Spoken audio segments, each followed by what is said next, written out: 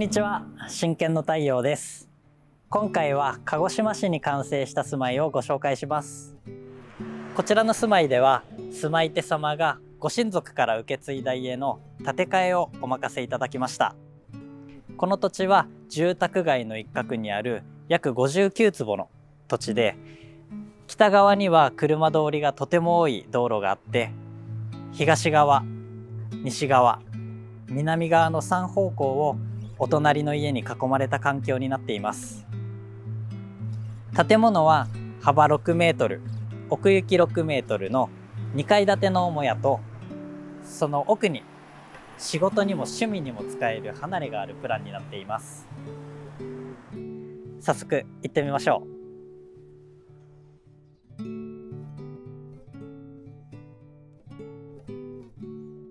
玄関にはリビングにつながる表の動線と、収納を通ってキッチンへつながる裏の動線を設けています。例えば急な来客があった時でも、お客さんを案内するリビングやダイニングへの動線と、収納ですとか物干しですとか、そういったあまり見せたくない場所への動線を明快に分けておくと、慌てて片付ける必要がないので、落ち着いてお迎えできますよね。こういうことが考えられていると、いつでもお客さんを歓迎できる家になるんです。それでは中にどうぞ。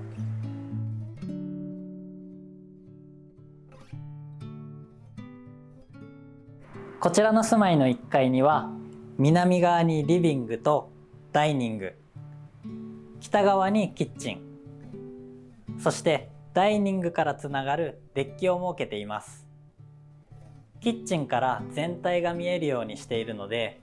料理や洗い物をしている時にも家族の様子を見ることができますし、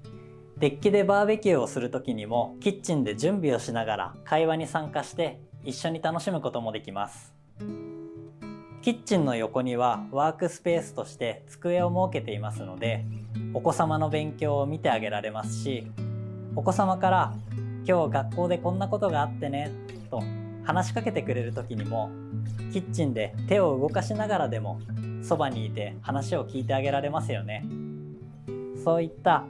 家族団らんのシーンを思い描きながら1階をプランしました。1階は広さが約11坪でコンパクトな空間なんですけど、どこにいても窓から外に視線が抜けるようにしているので、奥行きを感じられて窮屈な感じが全くありません。開放的な窓があって、その窓の先に植えてある緑を見ながらゆっくりするのがすごく落ち着くんですよ。特にこの座れる高さの窓辺に腰掛けるのがよくって、この木が銀木犀なんですけど、秋になると可愛い白い花がついて、この窓辺に座っていい香りを楽しむのもいいんですよね。日当たりのいいところと影になるところが時間帯によって変わったり、季節によっても居心地のいい場所って変わるので、座れる場所が多くあると、その時々のいい場所で過ごすことができますよね。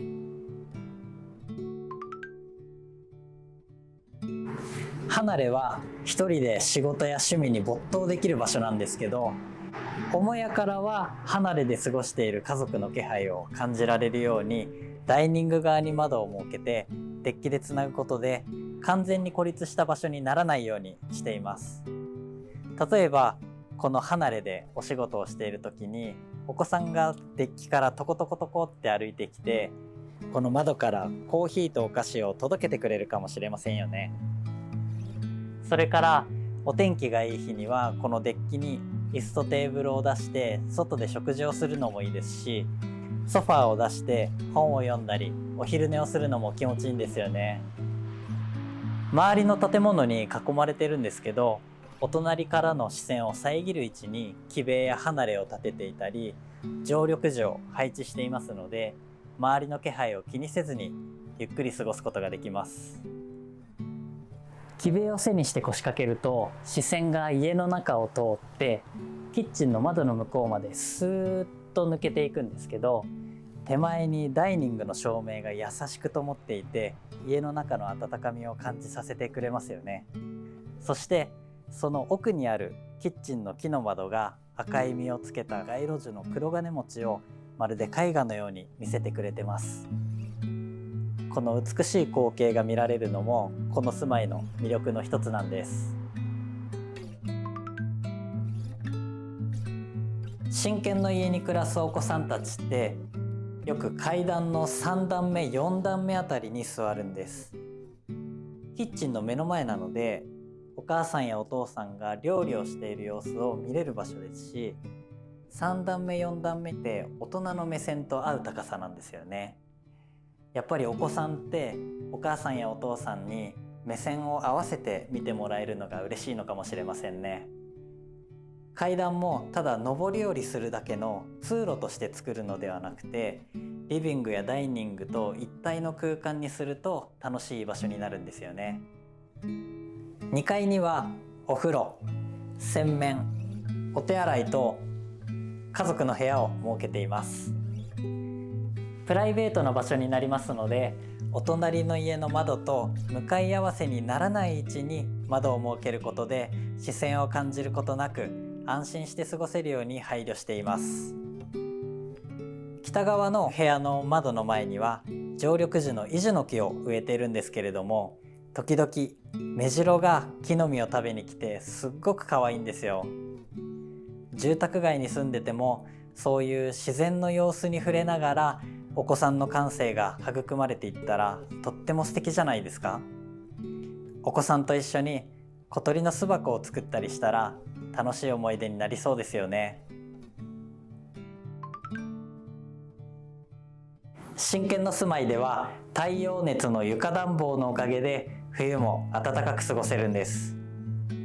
太陽の熱を利用して屋根の中の空気を温めて、このダクトを通して屋根から床下いっぱいに暖かい空気を送っています。そうすると床もじんわりと暖かくなって足元を温めてくれるんです。床下に暖かい空気が溜まった状態になるので、夜になっても床が冷たくなりにくいんです。これが真剣の住まいの暖かさの秘訣です。車の動線と建物の配置についてお話ししたいと思います。ご覧の通り、家の前は車通りがとっても多い道路なので、実は建て替え前の住まいでは車の展開のために後ろの車を待たせてしまう状態だったんです。今回のプランではストレスなくカーポートにバックで車を駐車できるように展開スペースを広く確保しています。それからこういった住宅地だと来客の方の車を止める場所に困ることって多いですよね。この展開スペースにはさらに3台車を止められますので、合計4台一度に車を止めることができるんです。真剣スタイルの住まいは自然との調和、車の止め方、建物の配置、窓の取り方、植栽の位置、空間のつながり方など他にもいろんな要素が関わって作られています。今回の動画で真剣の住まいづくりにご興味をお持ちいただけましたら、ぜひ概要欄のリンクからカタログ請求をお願いします。太陽熱の床暖房についても概要欄にリンクを載せましたので、ぜひご覧ください。それから見学会やイベントのご案内もチェックしてみてください。モデルハウス、スタディハウスへのご来場もお待ちしています。動画へのコメントや高評価、チャンネル登録もよろしくお願いします。今回もご視聴いただきありがとうございました。